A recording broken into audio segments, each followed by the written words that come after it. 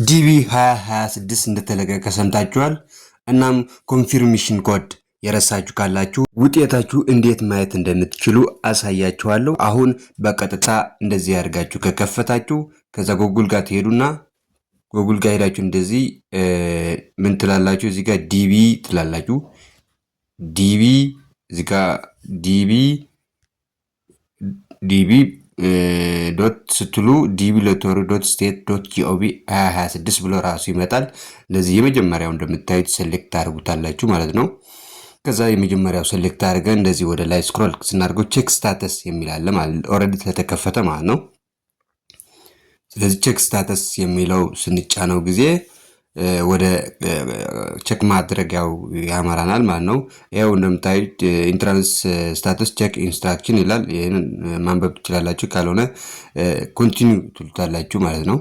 ከዛ ኮንቲኒው ስንለው እንደዚህ በዚህ መልኩ ይከፍትልናል። አሁን የመጀመሪያዋ ኮንፊርሜሽን ኮድ ነች። እቺ ኮድ ከጠፋችባችሁ ወይ ከጠፋብን እንዴት ንግባ ነው። አሁን እዚህ ጋር የጠፋባችሁ ሰዎች ኮንፊርሜሽን ኮዱ የረሳችሁት ካላችሁ እዚህ ጋር መጣችሁ ምን ታደርጋላችሁ? ፎርጌት ኮንፊርሜሽን ናምበር ትሉታላችሁ። ከዛ ቀጣዩ ስቴፕ አሳያችኋለሁ።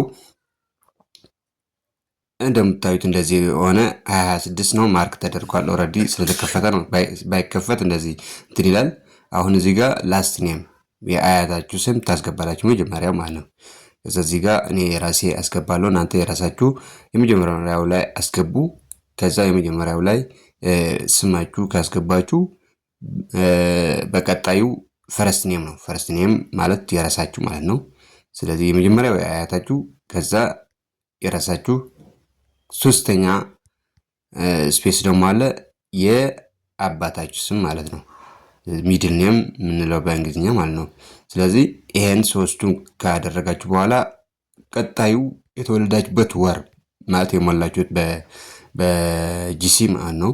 ከዛ ደይ ቀን ማለት ነው። ከዛ ዓመተ ምህረት ማለት በጎርጎሪያን ካላንደር ነው። ከዛ መጨረሻ ላይ ኢሜል ዲቢ ላይ የሞላችሁት ኢሜል ታስገባላችሁ ማለት ነው። ከዛ እንደዚህ ካስገባችሁ በኋላ ኢሜሉን ካስገባችሁ በኋላ ምን ታደርጋላችሁ? መጨረሻ ላይ የሆነ ኮድ አለ። ያ ኮድ ኢሜላችሁ በትክክል ዲቢ ስትሞሉ የሞላችሁት ኢሜል መሆን አለበት።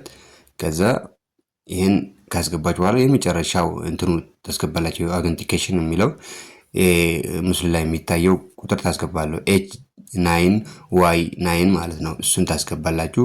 ከዛ ይህን አስገብተን ምን እንለዋለን? ሰሚት እንለዋለን ማለት ነው። ውድ ተመልካቾች አሁን እንደምታዩት ይኸው ኮንፊርሜሽን ኮዳችን መጥቷል። ኮንፊርሜሽን ኮድ ካመጣልን በኋላ ወደ ታች ወርደን እንደገና አውተንቲኬሽን ደግሞ ይሰጠናል። ያው ስክሮል አፕ ስናደርገው ይኸው እንደምታዩት እንደገና እናስገባዋለን ማለት ነው። 6TW ደግሞ አለ ማለት ነው።